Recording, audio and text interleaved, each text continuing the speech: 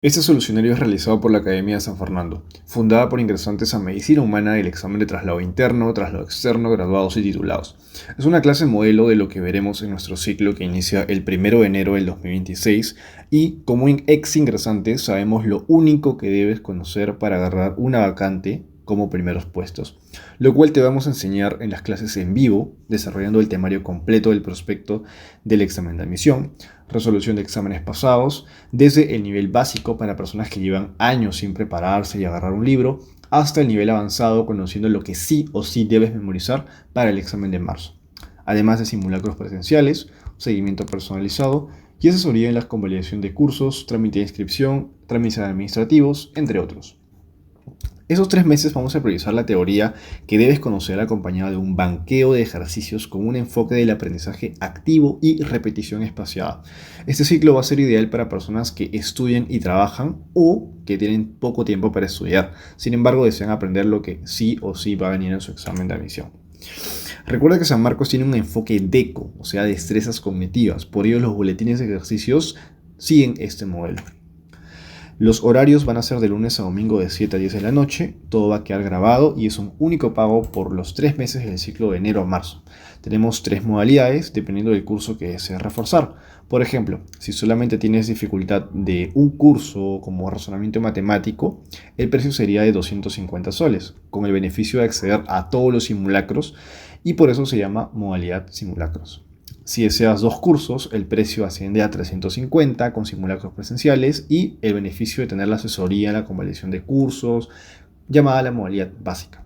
Sin embargo, si ya deseas llevar todos los cursos, esta modalidad es la Premium, con un único pago de 450 soles y accederías a todos los 7 cursos en vivo, más los simulacros presenciales, más las asesorías en trámites, más las grabaciones por tiempo indefinido de todo el ciclo con su seguimiento en el grupo de WhatsApp y los exámenes en PDF desde el año 2025 al 2013 con su solucionario. Estos son los medios de pago y para inscribirte escribe al 987-964-296 indicando tu nombre completo, tu correo Gmail, la modalidad a la que estás interesado y si postulas a traslado o graduados, además de tu universidad de origen. Ahora sí, y si eres exalumno de alguna modalidad, ya sea sincrónica o asincrónica, tienes un 10% de descuento en cualquiera de los ciclos, ¿no? O sea, llegarías a 405 soles si es que te deseas por la modalidad premium. Inicio de clases 1 de enero del 2026. Y ahora sí, arrancamos con el video. Vamos con la pregunta 1 que dice: etapa de la mitosis donde el acortamiento de los microtúbulos permiten que las cromátides sean llevadas hacia cada uno de los centriolos de la célula animal. Una pregunta clásica y directa de mitosis en el cual tenemos que recordar el ciclo celular. El ciclo celular comprende 2 fases, la interfase y la división. La interfase va a ser aquella en la cual la célula va a cargar energía, duplicar sus organelas para la posterior fase que es la división. Y esa puede ser de 2 tipos, o bien mitosis o meiosis. Y acá hay una gran diferencia. La mitosis va a ser realizada en las células somáticas del cuerpo. Quiere decir en las células de tu cabello, de tu piel, de tu hígado, de tu páncreas, de tu intestino, todas las células del cuerpo, excepto las células germinales de las gónadas, o sea, testículos en varones y ovarios en mujeres. La mitosis permite que los organismos pluricelulares como nosotros podamos reparar los tejidos. Por ejemplo, yo me corto la mano cocinando. Entonces las células epiteliales de la piel de mi mano lo que van a hacer es hacer mitosis, reproducirse entre ellas para cicatrizar esa herida. De igual manera, sirven para el crecimiento. Por ejemplo, el cartílago de crecimiento que está en la epífisis de los huesos de las extremidades, lo que hacen es hacer mitosis para crecer y de esa manera permitir de que yo pase de la infancia a la pubertad con una talla superior. En cambio, en la meiosis, el fundamento, el objetivo va a ser la formación de gametos. En la mujer el óvulo y en el hombre el espermatozoide. Pregunta de examen clavada. Eso tienes que tenerlo bien en cuenta. Además, hay otros detalles, pero que no entran a discusión en esta oportunidad. Lo que nos preguntan es las etapas de la mitosis. Y acá tenemos que tener en claro las 4. La primera, profase. Segunda, metafase. Tercera, anafase. Y cuarta, telofase. En la profase, recuerda que el objetivo central de la división va a ser de que partamos a la célula en dos con la misma carga genética y por ende lo que va a hacer la profase es todo el ADN, toda esa carga genética vamos a condensarlo en chiquito para poder dividirlo luego. Entonces la cromatina se va a seguir condensando y dice seguir condensando porque en realidad esto inició en el paso previo, es decir, en la interfase. El nucleolo que contenía esta cromatina va a empezar a desaparecer, los centrosomas se van a empezar a dirigir hacia los polos, hacia los extremos y empezar a formar el uso mitótico. ¿Qué es este uso mitótico? Es una estructura formada por microtúbulos, los centrosomas y los cinetocoros. Es algo un poco más extenso, pero quiero que lo tengas en cuenta.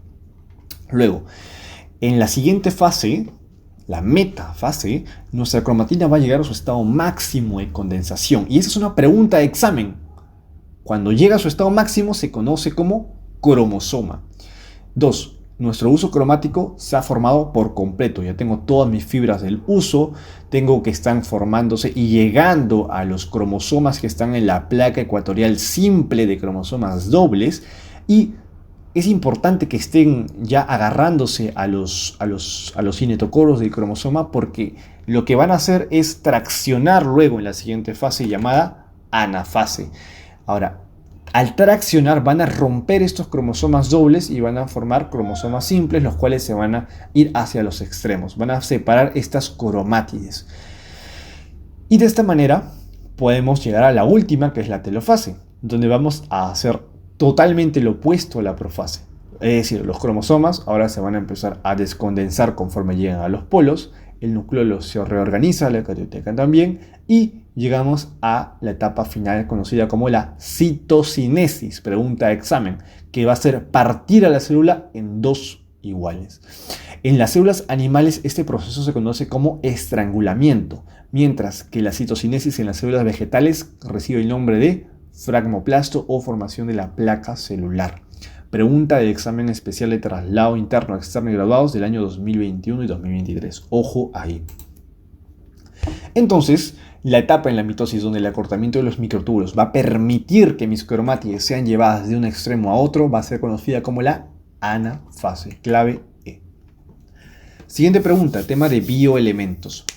Dice que, ¿cuál es el elemento que participa en la contracción muscular, en la conducción del impulso nervioso y en la coagulación de la sangre, entre otras? Ok.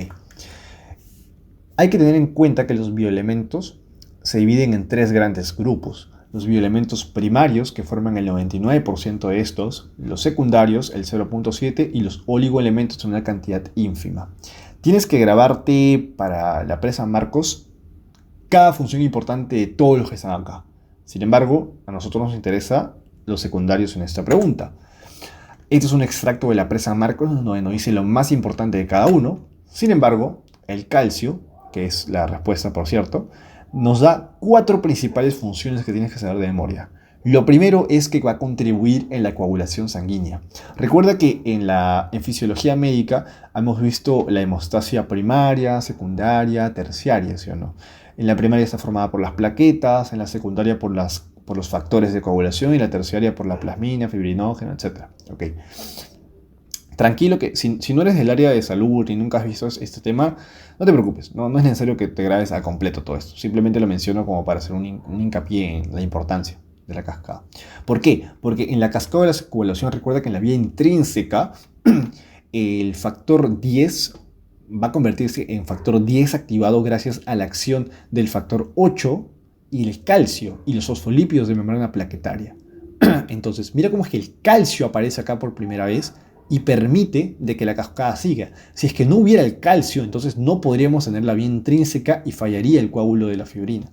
De igual manera, recuerda que cuando el factor de Von-Willebrand se junta, entra en contacto con este colágeno, con toda esta lesión, junto con el calcio va a empezar a formar ya este coágulo de fibrina bien hecho y así generar hemostasia. Entonces, mira qué importante es el calcio y entra en esos lugares que no se explica a nivel preuniversitario porque es algo pues muy a detalle. En realidad estoy haciendo un hiper y ultra mega resumen, pero para que veas, ¿no?, la importancia. La segunda función es que va a contribuir en la sinapsis entre neuronas. Recuerda que tenemos entre neurona y neurona, permite la comunicación gracias a al botón presináptico con el postsináptico. Entonces, lo que hace el calcio es generar de que las vesículas sinápticas que contienen neurotransmisores se fusionen con la membrana celular y viertan su contenido hacia el espacio sináptico, hacia la hendidura sináptica, y estos neurotransmisores se junten a los canales, a los receptores de neurotransmisores y hagan el efecto deseado. Entonces, sin calcio yo no podría expulsar esos neurotransmisores, y por eso la importancia de este. Tercera función importante, la contracción muscular. Recuerda que también actúa en la placa neuromuscular, específicamente ya sea por la liberación de las vesículas con el neurotransmisor acetilcolina, como la liberación del retículo sarcoplásmico para generar la modulación y la contracción de la miosina y lactina. Y acá está completamente todos los pasos que necesitas saber en cuanto a fisiología médica, pero que obviamente cuando hablamos del examen especial no tienes que grabártelo, pero lo pongo para que sepas y veas ya a profundidad realmente en dónde entra el calcio. Mira todo lo que dice acá, la importancia real, pero que la presa Marcos lo resume simplemente como, mira, dice que permite la contracción muscular únicamente, nada más. Pero acá vemos todo el proceso de cómo es esa contracción muscular, ¿ok? Listo. Y por último, el calcio también es parte de la composición estructural de huesos y dientes. Específicamente, es importante porque cuando nosotros estamos bajos de calcio en la sangre, entra una hormona importante llamada la paratormona o la PTH, producida en la glándula paratiroides, que lo que hace es generar resorción ósea, o sea, destruir a los huesos que son las fuentes, los reservorios de calcio, para así liberarlo en la circulación sanguínea. Y de igual manera, reabsorbe calcio en los túbulos distales de los riñones y favorece la absorción de vitamina D a nivel intestinal para así yo ganar más calcio hacia la sangre. Entonces mira cómo que todo este metabolismo de la fisiología endocrina termina integrándose y haciendo de que esta composición estructural de huesos y dientes tome sentido, ¿no? Yo creo que tranquilamente podrían preguntar por lo menos lo de la paratormona, porque si ya están entrando al tema de los bioelementos y las funciones, ¿por qué no las hormonas reguladoras, ¿no? Ya que es un examen para gente que ya está estudiando medicina y que pues tiene una segunda carrera, ¿no? Entonces yo creo que podrías tenerlo en consideración. Conclusión, estas son las 4 únicas funciones que tienes que grabarte del calcio. Yo sé que lo he extendido un poquito, así como para complicar la cosa, pero en realidad es para que sepas, y aunque sea te quede grabado de dónde salió esas funciones, ¿no? Clave D, calcio. Participa en la contracción, conducción de impulso nervioso y coagulación de la sangre. Pregunta 74. ¿Cuál es la zona del núcleo que se caracteriza por ser el lugar de ensamblaje de los ribosomas? Cierto, antes de pasar a la 74, me olvidé.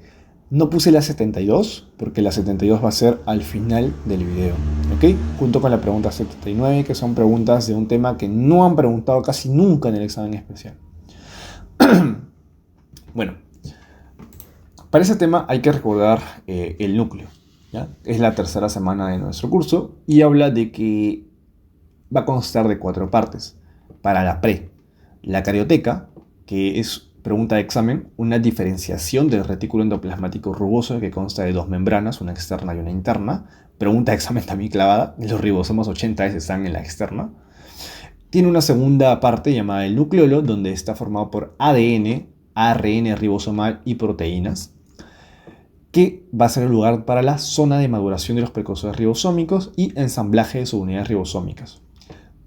La tercera parte, que es el carioplasma, donde está el jugo, bueno, que es lo mismo decir cariolinfa o jugo nuclear, y la cromatina. Son las 4 partes del núcleo que también han preguntado. Ahora, nuestra pregunta es, ¿dónde se ensamblan los ribosomas? Bueno, acá ya te lo dije, ¿no? En el nucleolo. Pero ahora, ¿cómo es que hace este proceso? Y acá sí es algo más tedioso, pero voy a tratar de resumírtelo. Mira, lo que sucede es de que el citoplasma, específicamente el retículo endoplasmático rugoso o los ribosomas, sintetizan proteínas, ¿sí o no? En específico, proteínas ribosomales.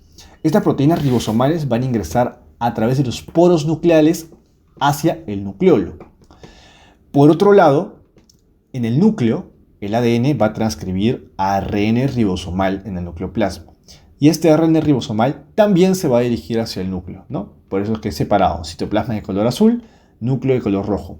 Y entran ambas cosas al nucleolo en forma paralela. Y una vez están en el nucleolo, lo que sucede es que estas proteínas ribosómicas se van a juntar con el ARN ribosomal proveniente del núcleo y fusionar y formar la subunidad ribosómica. Pregunta de examen. La subunidad ribosómica puede ser 60S, conocida como subunidad mayor, o 40S, conocida como subunidad menor en células eucariotas. Pregunta de examen, otra vez. ¿Cuál es la conformación de una subunidad ribosómica? Proteínas ribosómicas más ARN ribosomal. Listo. Y ahora, una vez que ya tenemos estas subunidades ribosómicas, estas van a salir del nucleolo, van a regresar al citoplasma y cuando estén acá, cuando lo necesitemos, van a fusionarse para formar ya el ribosoma propiamente dicho y así sintetizar proteínas a través del proceso de traducción, ¿no? Entonces, en conclusión, el ensamblaje de subunidades ribosomales se va a dar ¿en dónde? En el nucleolo, ¿no? En el nucleolo, a través de las proteínas ribosómicas más el ARN ribosomal proveniente del núcleo. Clave B. La zona es el nucleolo. Siguiente pregunta, 75. Los gases que contribuyen al efecto invernadero, el último tema de contaminación ambiental. Mira, acá he traído un extracto de la PRE, que lo colocan en sus boletines, para que veas que lo dividen en contaminación del aire, contaminación del agua y contaminación del suelo. La contaminación del aire está en 3 efectos. El invernadero produce lluvias ácidas y produce destrucción de la capa de ozono. Tú tienes que grabarte de memoria los detalles más importantes de cada uno de estos 3, ¿ya? Porque ya han sido preguntas de examen. Ahora, a nosotros nos preguntan sobre el efecto invernadero. ¿Qué es el efecto invernadero? Mira, recuerda que cuando el sol produce rayos solares, creo que veas la imagen de acá a la izquierda, lo que hace, voy a agregar el zoom, lo que hace estos rayos solares va a ser generar calor en la Tierra, ¿no? Nosotros, genera calor y luego todo el calor es devuelto hacia la atmósfera y solo una pequeña parte sale, ¿no? Bueno, en realidad la mayor parte sale. Pero hay una capa, como una barrera, un domo, que son los gases de efecto invernadero, por CO2, CH4, conocido como metano, y el dióxido de carbono, y el óxido nitroso. Entonces, estos gases permiten de que solamente, un porcentaje atraviese, y otro porcentaje se quede en la Tierra y genere calorcito, que es el que nosotros sentimos. Pero ¿qué sucede cuando nosotros, el hombre, por actividades económicas, contaminación ambiental, generan muchos gases de efecto invernadero como el CO2, como estos 3 de acá? Entonces nuestra capa, nuestra barrera protectora ya va a ser, mira el grosor tremendo que tiene. Obviamente el calor, ahora el porcentaje que se escapa va a ser ínfimo y la mayoría del calor se va a quedar retenido en la Tierra. Entonces esto va a generar de que haya un calentamiento a nivel global de toda la Tierra. Y a eso se conoce como el famoso calentamiento global. Acumulación de gases de efecto invernadero, o sea, acumulación de metano, dióxido de carbono y óxido nitroso. Lo que está escrito acá es el extracto de la presa Marcos. Y mira, ¿qué más? La conclusión es de que los gases de efecto invernadero son producidos de manera normal. Pero el problema viene cuando estos son producidos en exceso por actividad humana, como es la quema de combustibles fósiles y botar el CO2 a la atmósfera. Y si ya preguntaron sobre cuáles son los gases de efecto invernadero, tranquilamente te pueden preguntar en el examen 2026 las consecuencias de este calentamiento global. Y aquí están escritas en el libro de la PRE. También te van a preguntar el tercer gran efecto. ¿Te acuerdas que te dije que uno era el efecto invernadero? Ya. El segundo es la destrucción de la capa de ozono. Esto también ha sido pregunta. Conclusión, lo que tienes que grabarte, lo de amarillo, que es producido por los clorofluorocarbonados, que son producidos por estos gases aerosoles, que destruyen la capa de ozono, que es O3, y esto genera de que haya más radiación ultravioleta y contribuye a la producción del cáncer de piel. ¿Ok?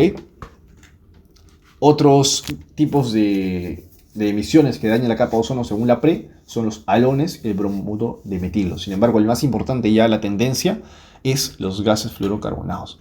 Y por último, las lluvias ácidas, que también tienes que grabártelos, en especial óxido de azufre, óxido de nitrógeno, y forman ácido sulfúrico, ácido nitroso, ácido nítrico. También han sido preguntas de hace años. Entonces, en conclusión, grábate eso de ahí que te estoy mencionando, ¿ok? Dale una leída. Y bueno. Pregunta 76.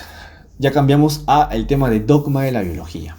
Nos dicen, si la secuencia de una hebra de ADN es G, C, T, A, C, G, A, T, T, C, indique cuál es la secuencia del ARN transcrito. Genial. Acá entramos al tema del dogma. Recuerda que el dogma significa la duplicación del ADN, la transcripción del ADN y la traducción del ARN mensajero y formar proteínas. Ese es el concepto del dogma de la biología. ¿Ok? Ahora, para esto tienes que tener en cuenta la diferencia entre ADN y ARN. El ADN va a ser la molécula que almacena información genética hereditaria, mientras que el ARN es la que permite la síntesis de proteínas con esta información dada. El ADN también está compuesto por desoxirribosa, pregunta de examen, más bases nitrogenadas, más un grupo fosfato. Mientras que el ARN por una ribosa, bases nitrogenadas y grupo fosfato. Las bases nitrogenadas del ADN son adenina, citosina, guanina y timina. La del ARN, lo mismo, excepto que se reemplaza por uracilo. Pregunta de examen también. Ahora, esas bases van a ser complementarias en las cadenas que tenemos. Cuando nosotros vemos la citosina, su base complementaria es la guanina. Adenina, timina. Pero en el ARN, como no tenemos timina, entonces a la adenina la vamos a reemplazar con uracilo. Ese es un detalle muy importante que tienes que tener en cuenta. ¿Por qué? Porque cuando nosotros hablamos de la transcripción, recuerda que lo primero antes de la transcripción, obviamente, es la duplicación. Entonces la duplicación es esta molécula de ADN, de adenina, timina, adenina, guanina, citosina, las bases complementarias, vamos a generar una molécula completamente igual. Pero ahora de esa molécula vamos a transcribirla y vamos a cambiar las bases. Donde nosotros vemos timina, vamos a poner su base complementaria de adenina. Adenina, uracilo, porque recuerda que no existe la timina en el ARN. Y así secuencialmente, eso es lo que va a hacer la transcripción, ¿ok? Obviamente, en esa duplicación, transcripción, hay un montón de pasos que ya ahí está la helicasa, la topoisomerasa, un montón de enzimas, pero ahorita no viene el tema. Lo que yo quiero, únicamente la pregunta te pide, es que sepas las bases complementarias para esa pregunta, ¿ok? Entonces, lo que nosotros hacemos es lo mismo. Agarramos un antimolde y un molde. En este caso nos están dando el molde, que es G, C, T, A, C, G, A, T, C. Nosotros lo colocamos y ponemos las bases complementarias. Donde vemos guanina, citosina. Citosina, guanina. Timina, adenina. Adenina, timina, ¿no? Pero como en el ARN no existe la timina, lo cambiamos por uracilo. Citosina, guanina, guanina, citosina, adenina, timina.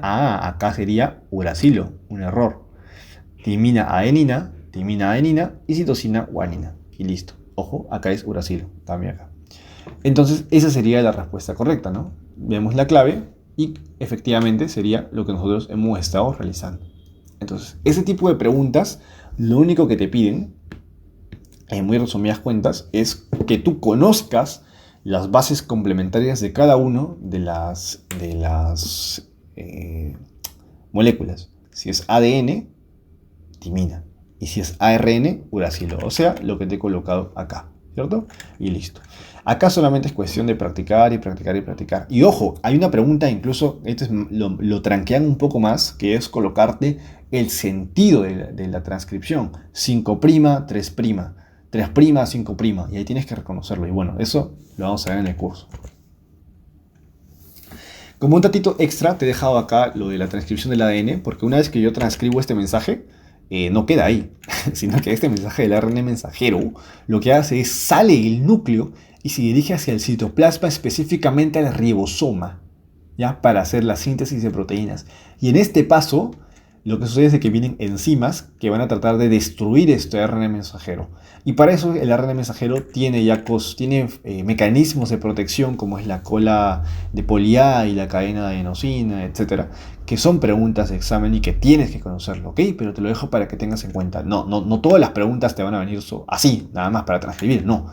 También te pueden venir cosas teóricas sobre todo el proceso de transcripción y traducción, que ahí lo vamos a ir viendo en los demás videos. Pregunta 77. ¿Cómo se denomina el tipo de herencia en el cual la acción de dos alelos origina un tercer fenotipo? Ok, y para esto entramos al tema de genética, un tema súper fijo del examen especial, donde cada año cae de 1 a 2 preguntas y tienes que dominarlo al 100%. Primero, ¿qué es un gen? Va a ser un segmento de ADN que contiene la información necesaria para fabricar una proteína específica del cuerpo y se ubica en las regiones específicas de los cromosomas. Ahora, este gen, nosotros tenemos gen para el color de ojos, por ejemplo, pero ese gen del color de ojos en mí, en yo, que soy peruano, se expresa de manera como un color marrón, pero para la persona de Europa puede expresarse ese mismo gen como un color verde, un color azul. Ya, esa forma en la cual se presenta el gen se denomina alelo. Yo tengo mi alelo para ojos marrones, en cambio el europeo tiene el alelo para ojos verdes, rojos, amarillos, no sé. ¿Entiendes? Y eso se puede expresar con la letra A mayúscula si es que es un alelo pues, dominante, o A minúscula si es un recesivo. Y acá viene un concepto muy importante, el concepto de genotipo y fenotipo. El genotipo va a ser la constitución genética, o sea, alélica del organismo, mientras que el fenotipo va a ser cómo se va a expresar, es decir, ese color de ojos marrón, ese color de ojos rosado, que es el genotipo más el ambiente. Y acá te lo explico mejor. Mira, tenemos por ejemplo un homocigoto dominante, es decir, dos alelos A mayúscula. Estos se van a expresar, si es que el color marrón es dominante, entonces siempre se expresaría como color marrón. Si es que tenemos un heterocigoto, es decir, A mayúscula, A minúscula, como el A es dominante, se vería de igual manera, como color ojos marrones. Pero en el caso de un homocigoto recesivo, como acá ya no tenemos nada de color marrón, el A minúscula por fin se expresaría y el fenotipo sería ojos azules. Y de esa manera se va jugando. Ahora, esto es un más complejo, más largo, pero es en pequeñas palabras lo que deseo que sepan. Ahora, acá viene la herencia mendeliana y no mendeliana. La mendeliana habla de dominancia completa, en el cual un alelo puede expresar su fenotipo de forma homocigoto dominante o heterocigota. Es lo que estábamos hablando, ¿no? Por ejemplo, el gorila tiene un gen para el albinismo que es recesivo. Entonces, si yo tengo dos, tanto homocigoto dominante como heterocigoto, no se va a expresar. Pero si es que estos tienen un hijo y sale recesivo, entonces el recesivo sí se expresaría. Entonces, el gen del albinismo impediría que los melanocitos puedan hacer su función y sale un gorila blanco, el gorila albino con pito de nieve. En cambio, la dominancia incompleta quiere decir de que hay una herencia intermedia, es decir, no hay un alelo dominante y se generan híbridos. Por ejemplo, yo tengo la filial de los progenitores, una rosa roja, porque tienen RR, y el blanco quiere decir blanco R', R'. Cuando se fusionan, pueden dar uno mezclado, o sea, un R normal y un R', y por lo tanto dar una flor rosada. Es decir, estamos formando un nuevo fenotipo, un fenotipo intermedio nuevo, muy diferente a la codominancia, en la cual nosotros tenemos alelos que se van a expresar al mismo tiempo.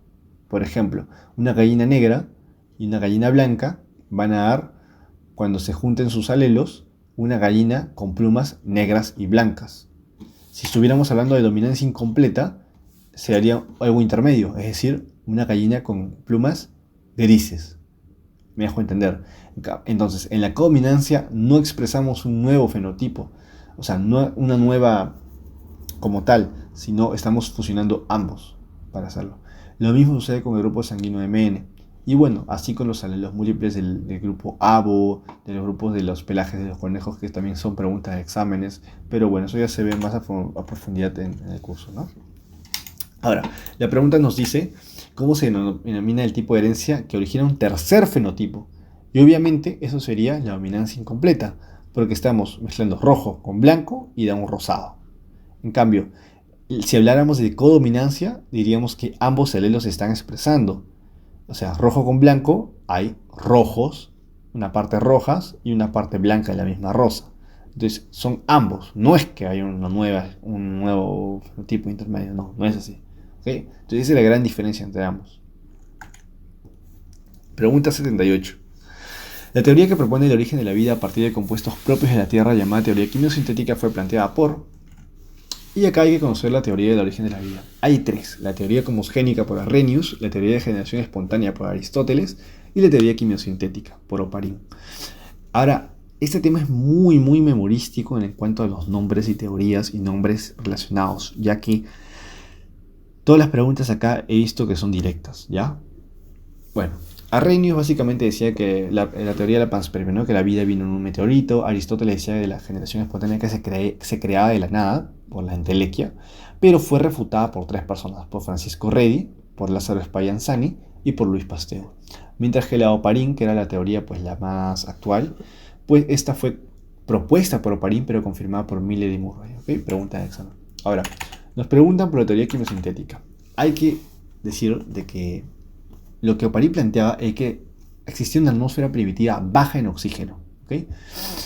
Donde primero habían sustancias inorgánicas que fueron agrupándose y formando orgánicas, luego monómeros, polímeros, y por fin se formó un coacervado, que era un conglomerado de varios polímeros entre carbohidratos, lípidos, proteínas, o sea, las sustancias que nos componen a nosotros los humanos. Y ese coacervado luego dio una célula. Ahora, Miller y Murray comprueban la teoría creando un sistema cerrado que incluía un recipiente con agua caliente y una mezcla de gases que abundaban en la atmósfera terrestre que planteaba Oparin en sus inicios. Ahora, lo que hacía era que sustancias inorgánicas, como estas de acá, se sometían a descargas eléctricas simuladas en la atmósfera primitiva. Y estas sustancias inorgánicas se convertían en sustancias orgánicas, o sea, en los famosos polímeros y luego coacervados. Entonces, lo que básicamente demostró es de que sí era posible a través de ese sistema confirmar lo que estaba diciendo Oparin. Pero pregunta de examen: lo que formó fue sustancias orgánicas como aminoácidos, formaldehído, ácido acético, cianuro de hidrógeno, entre otros, pero no formaron estructuras ya complejas, ¿no? Como son el ADN, por ejemplo. Entonces la conclusión es que unidades estructurales de moléculas complejas podrían formarse espontáneamente a partir de compuestos simples. Miller y Murray lo confirman, pero lo plantea Oparin. Entonces, la que dice fue planteada por Oparin. Si la pregunta hubiera sido fue confirmada por Miller y Murray. Y así las preguntas de acá son indirectas. Entonces, esto vamos a ir viéndolo más a detalle en las siguientes clases. Bueno, y para cerrar el examen, pues menciona: el principio de la evolución de la naturaleza es producto del desarrollo intelectual del ser humano a lo largo del tiempo. En función de ello, relaciona las teorías con sus coautores. Fácil. Las teorías evolutivas tenemos 4 autores. Hay que también memorizar los nombres, los sinónimos y los ejemplos claves que da el libro de la pre. Lamarck te habla de la teoría de la herencia de los caracteres adquiridos. O sea, que los órganos que se usaban más eran los que se desarrollaban, a diferencia de los que no se usaban. Por ejemplo, las jirafas pequeñas, por tener que alcanzar las hojas de los árboles que estaban muy altos, empezaron a usar más su cuello y por ende creció. Entonces, lo que él planteaba es que las especies no eran fijas, sino que se transformaban con el tiempo dependiendo de las necesidades del ambiente que les planteaba, el transformismo. Darwin menciona la teoría del origen de las especies. Por ejemplo, nos decía que había en una misma isla Galápagos 2 aves, una con pico delgado y largo, perfecta para cazar insectos, y una con pico grueso y grande, que era perfecta para romper semillas duras. Pero cuando hubo una época de la sequía, todos los insectos desaparecieron, murieron, se escaparon.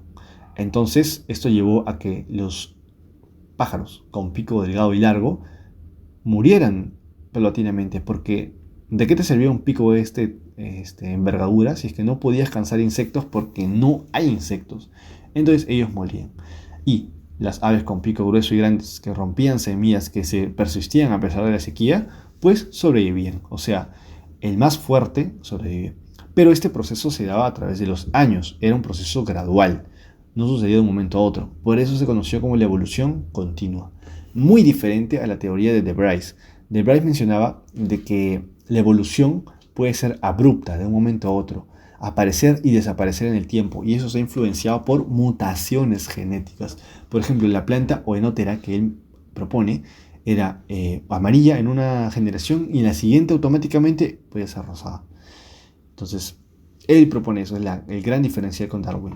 Y por último, Dobzhansky o también llamada la teoría del neodarwinismo, la teoría moderna de la evolución, la teoría sintética, modifica la teoría de Darwin y nos dice de que la población puede sí evolucionar a lo largo de los años conforme sobrevive el más fuerte. Sin embargo, estos cambios paulatinos, graduales que vemos, están influenciados por mutaciones. Entonces toma ambas cosas de las teorías de Darwin y de Bryce. ¿Okay? Selección natural más recombinación genética. Y lo propone en su ejemplo de las moscas Drosophila. Tienes que leer sobre esas moscas Drosophila porque también han preguntado en exámenes. Entonces, acá marcamos. Lamarck sería transformismo, que era lo que estábamos mirando acá. Darwin con selección natural, de Bryce con mutacionismo. Y ojo, porque el libro de la PRE no menciona nada del linneo y el fijismo. Ojo, pero por simple descarte ya salía la clave, ¿no? 1, 3 y 4 con lo que hemos aprendido en la PRE San Marcos. Y ahora sí, para cerrar este video, quiero mencionar los dos grandes temas que casi nunca han preguntado, de verdad, pero que se mallaron con unas preguntitas, en especial las 79, ¿ok? Que son básicamente de respiración celular. ¿Ya? Nos dice que Isabela realizó ejercicios aeróbicos de forma esporádica, como consecuencia de músculos que eran muy doloridos durante varios días.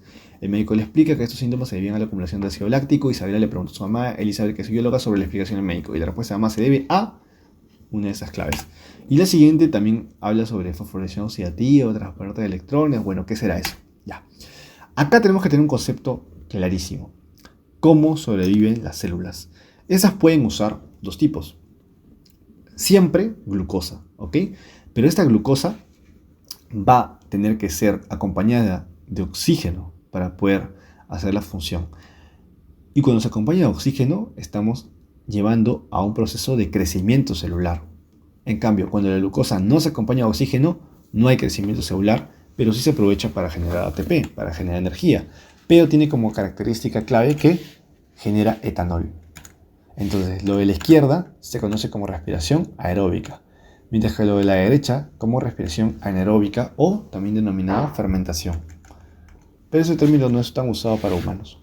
Ahora, si bien es cierto que te he dicho que la glucosa se une al oxígeno y genera crecimiento celular y respiración aeróbica, esto es una muy simple forma de llamarlo. En realidad, la respiración celular tiene un panorama muy amplio, ¿ok? Dividido en 3 etapas que tienes que conocerlo en esta pregunta, que es la glucólisis, el ciclo de Krebs y la fosforilación oxidativa. La glucólisis, yo sé que quizás lo has visto en bioquímica médica, etc., pero no interesa que sepas todos los pasos y las enzimas ni nada para este examen de San Marcos, ¿ok? Lo único que quiero que sepas es de que en la glucólisis lo que va a hacer es agarrar la molécula de glucosa que hemos comido a través del pan, de un carbohidrato, y convertirla en una molécula de piruvato al final de la glucólisis. Y este piruvato va a ser perfecto para luego entrar al ciclo de Krebs y generar sustancias que requiero para finalizar en la fosforilación oxidativa. Datos claves. Mira, nuestra glucosa al pasar a piruvato me va a producir dos cosas. 2 moléculas de NADH, NADH, y 2 ATPs netos. Recuerda que el ATP es la molécula energética de nosotros los humanos, entonces la necesitamos sí o sí. Luego, este piruvato, al entrar al ciclo de Krebs, me va a producir 3 cositas importantísimas. Mírame. NADH, 3 moléculas de NADH, una molécula FADH, FADH, y un GTP. ¿Ok?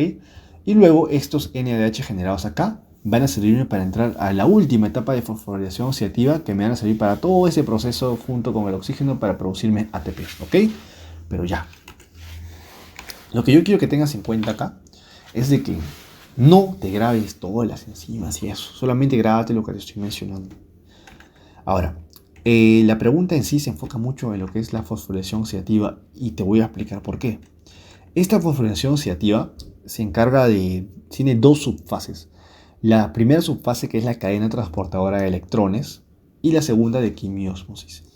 En la cadena transportadora de electrones se llama así porque vamos a tener 4 proteínas, 4 complejos, que van a recibir electrones provenientes del NADH, el cual fue, recuerda, sintetizado, obtenido en la glucólisis y en el ciclo de Krebs, los 2 pasos previos. Importante.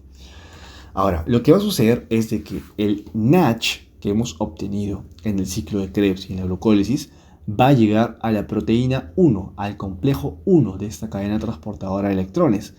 Va a donar 2 pequeños electrones, mira acá los 2 electrones rosadito, y va a regenerarse en NAD. Para así este NAD luego regrese otra vez a la cadena, la glucólisis, etc. y se repite el ciclo. En cambio, el FADH, el FADH, entra al complejo 2, pregunta de examen de bioquímica, y dona 2 electrones y se regenera como FAT. Ahora, acá hay un dato muy importante. Mientras que por un lado estamos donando electrones por los NADH y los FADH, al mismo tiempo, al hacer esto, permite el paso de protones, de hidrógenos, 4 protones, hacia el espacio intermembrana, desde el espacio mitocondrial, la matriz mitocondrial. El complejo 1 va a bombear 4 protones, el complejo 3 bombea 4, el complejo 4 bombea 2, y acá voy a explicar por qué.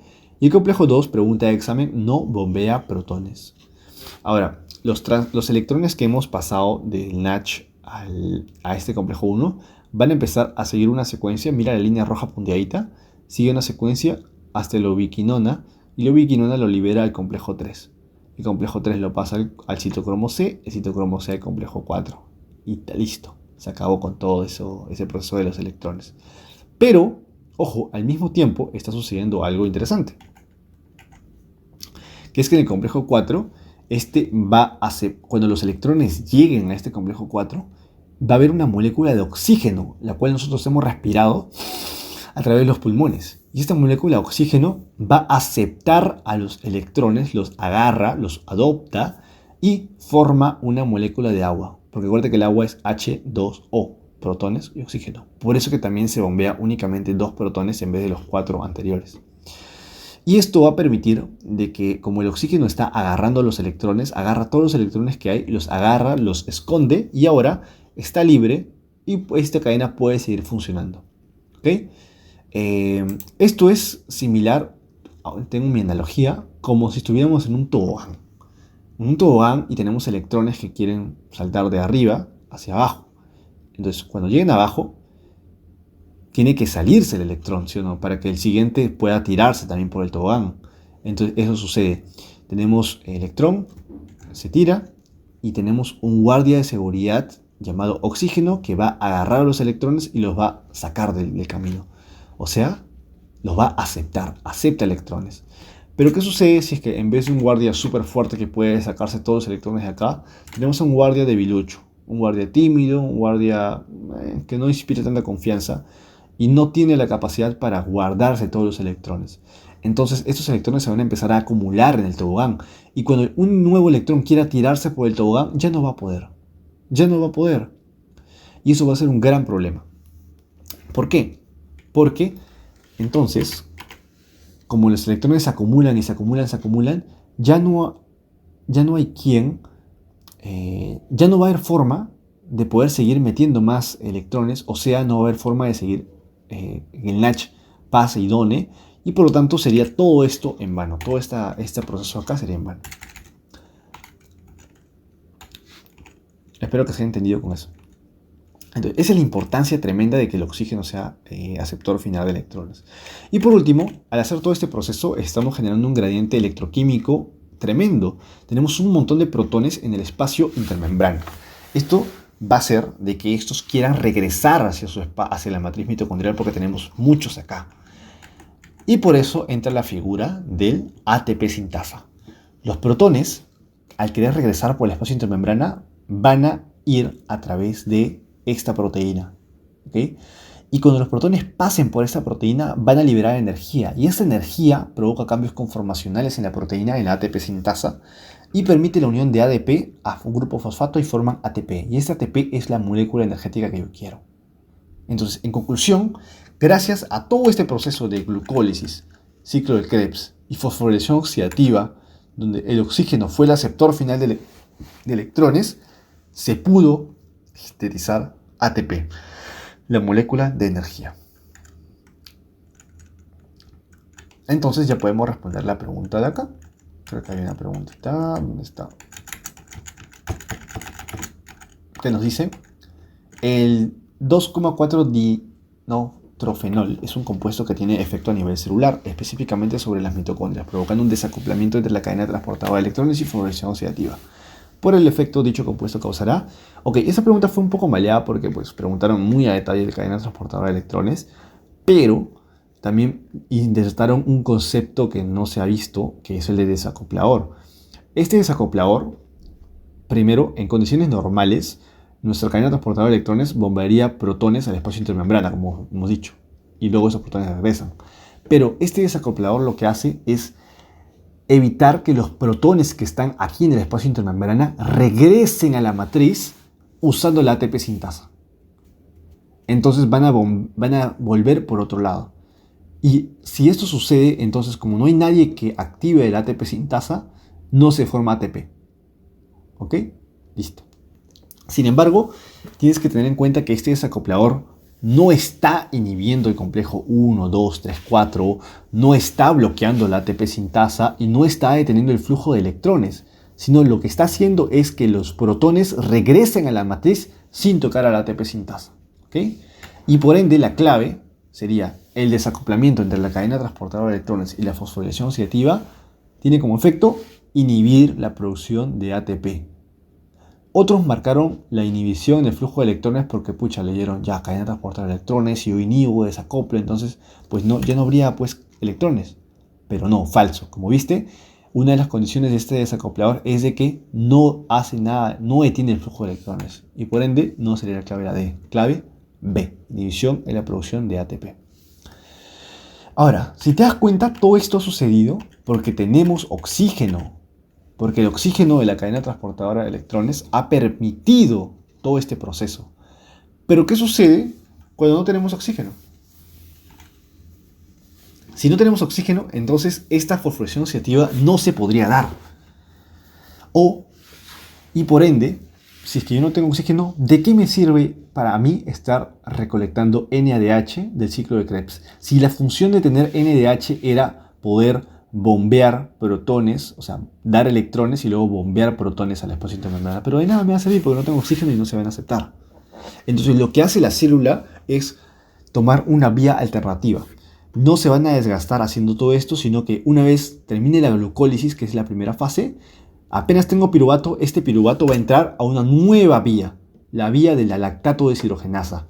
Esta enzima lo que hace es convertir el piruvato en lactato y en este proceso hacer de que el NADH se convierta o se regenere en NAT. Y así este proceso pueda seguir repitiéndose una y otra vez. El NADH se convierte en NAT, el NAT de la glucólisis se vuelve a convertir en NADH. Este NADH se convierte en NAT y así viceversa. ¿Okay? Es importantísimo porque a diferencia de la vía aeróbica donde yo sí tengo energía, yo sí tengo oxígeno, yo puedo producir al final con cada protón, con cada 4 protones, una molécula de ATP. Entonces, sumado todo esto, todos los NADH que yo he podido generar, al final termino dando 30 a 32 ATPs en la vía aeróbica. Sin embargo, en una persona que está haciendo este proceso, recuerda cuántas ATPs te dije que generaba la glucólisis, solo la glucólisis, 2 ATPs y 2 NADH. Entonces, mira la diferencia tremenda que hay entre la respiración aeróbica y la respiración anaeróbica. La aeróbica me va a dar 30 a 32 ATPs, mientras que la anaeróbica solamente 2 ATPs y lactato.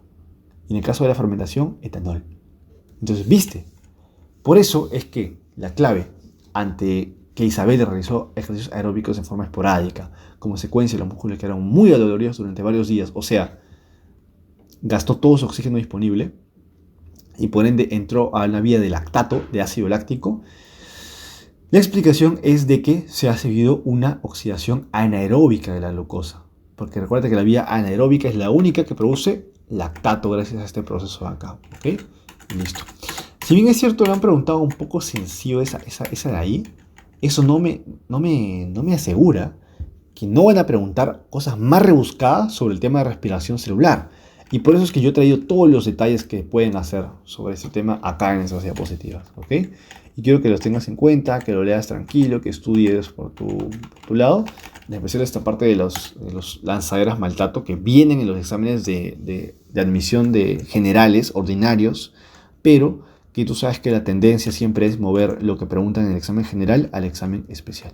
Y bueno, espero que se haya podido entender y, como te repito, estamos abriendo ciclo para abordar todos estos temas ya más a profundidad, a detalle, con las dudas que tengas, con más analogías, con más memotecnias, con más repaso, con más banqueos de todo, el 1 de enero del 2026. Las clases totalmente en vivo, con simulacros presenciales. Inscríbete al 987-964-296. Nos vemos hasta el siguiente video.